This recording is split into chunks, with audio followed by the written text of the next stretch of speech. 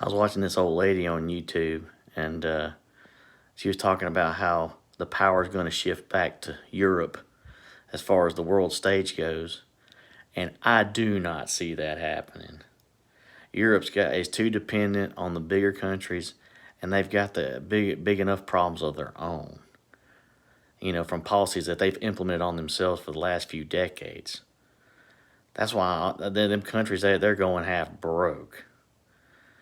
They cannot make world diplomacy in Europe.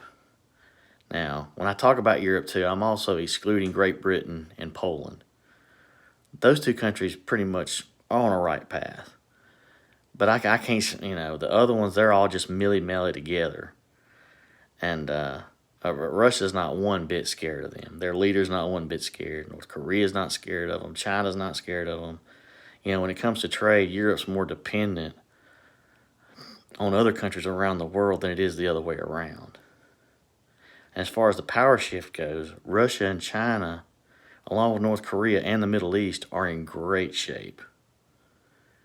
And as far as us as Americans go, for the most part, we're pretty much neutral in the whole thing. I mean, you can pretty much tell what side I'm on as a citizen, as an American citizen, and I have that right because we are neutral. And I can cheer for Russia if I want to. That's my right. And besides, no one's going to make me, take to a certain side in this conflict. That's not going to happen. I can choose who I want. And I know enough about what was going on before Russia entered Ukraine to know that Russia's not exactly the bad guy in this. And I hate that people are too busy just to jump on the wagon and not do their research and see what really happened, on Russia's Western Front before all this went on.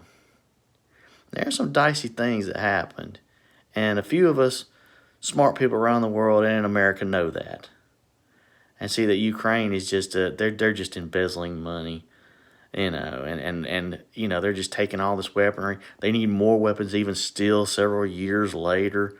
I mean, no, it's just exacerbated, and it's just a mess. Zelensky's going to let his country turn into absolute rubble before he gives up. And is that what the Ukrainian people really need? And as far as their divisions fighting, they need to see what they're really fighting for when it comes to modern, European values, i.e. exclude, Great Britain and Poland.